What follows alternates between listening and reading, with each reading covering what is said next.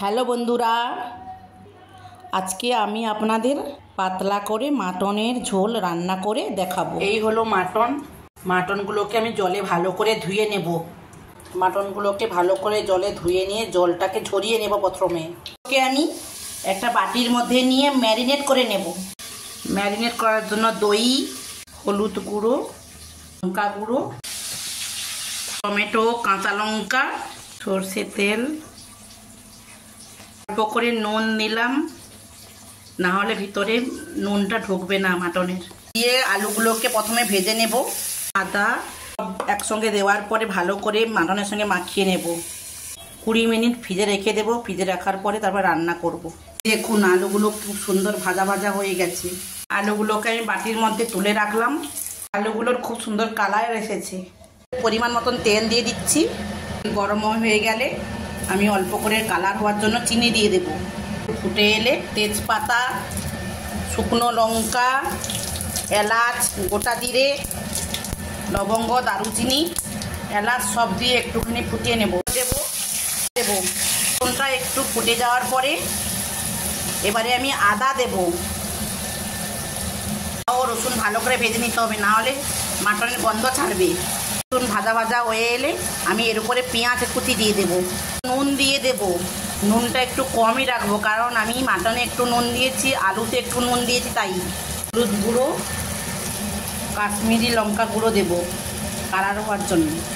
লঙ্কা আমি কমই দেব, কারণ কাঁচা লঙ্কা দিয়েছি, শুকনো লঙ্কা ফোড়ন দিয়েছি, তাই। ভাজা ভাজা হয়ে এলে মাটনটা আমি তুলে দেব, কারণ মাটনেও আমার পেঁয়াজ কুচি দেওয়া আছে, তাই। মাটন তুলে দেওয়ার পরে ভালো করে নাড়াচাড়া করতে থাকবো।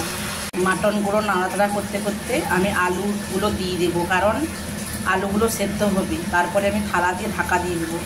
এভাবে 20 মিনিট 25 মিনিট ঢাকনা দিয়ে ভালো করে নাড়াচাড়া করে করে আমি দেখুন মাটন থেকে কত তেল বেরিয়েছে। পরিমাণ মতন জল দিয়ে আমি ঢাকনা দিয়ে রাখবো, যতক্ষণ না পর্যন্ত আলু ও মাটনটা সেদ্ধ না হয়।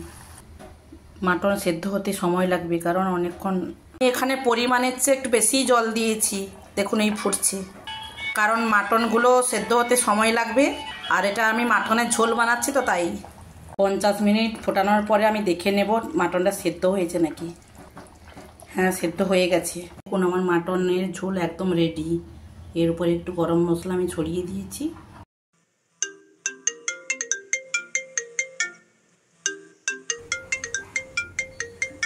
Hello, friend. Wow! Wow!